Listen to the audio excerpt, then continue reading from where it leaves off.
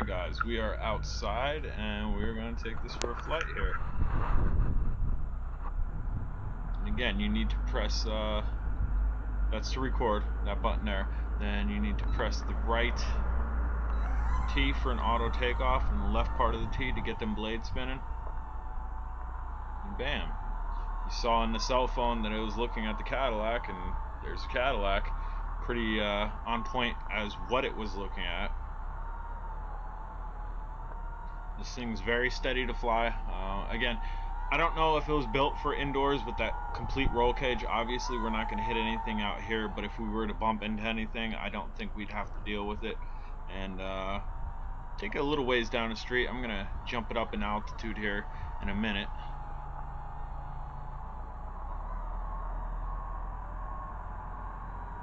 Yeah, this flies nice, very smooth. I'm looking down at the thing.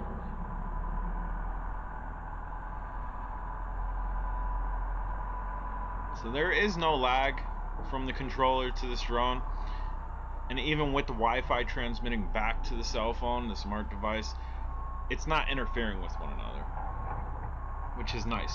Sometimes with lower grade drones you have them emitting Wi-Fi, and the Wi-Fi actually somehow interferes with the radio waves and you don't get epic range, or you don't get epic constant feed from the Wi-Fi.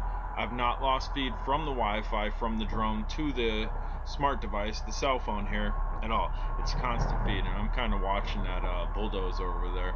I'll play the footage back on that, and that way you can see the video quality of this camera, which I think is good.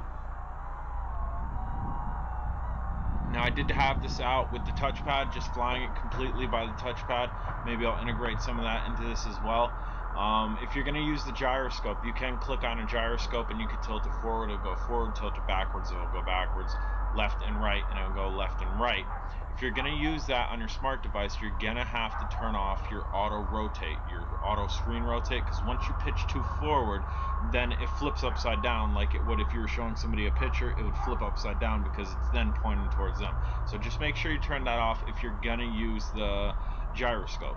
If you're not going to use it and you're just going to use the touchpad, you'll have no issues doing so without turning that off on your touchpad. Very nice flyer, guys. And this is an RTF flight. I did not charge the battery.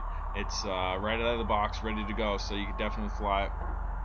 And we're going to bounce into the Cadillac here a little bit just to show you what that roll cage will do. And it just bounces right off. Bounce. Oh, we kind of got caught on the guards there. And it dropped. But guess what? Even though it dropped, I'm able to fly right up because of that cage.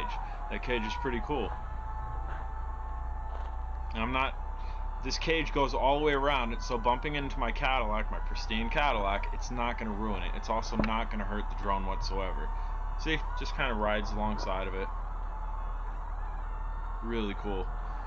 Super cool drone. I'm happy with it. Alright, we are now in the FPV view.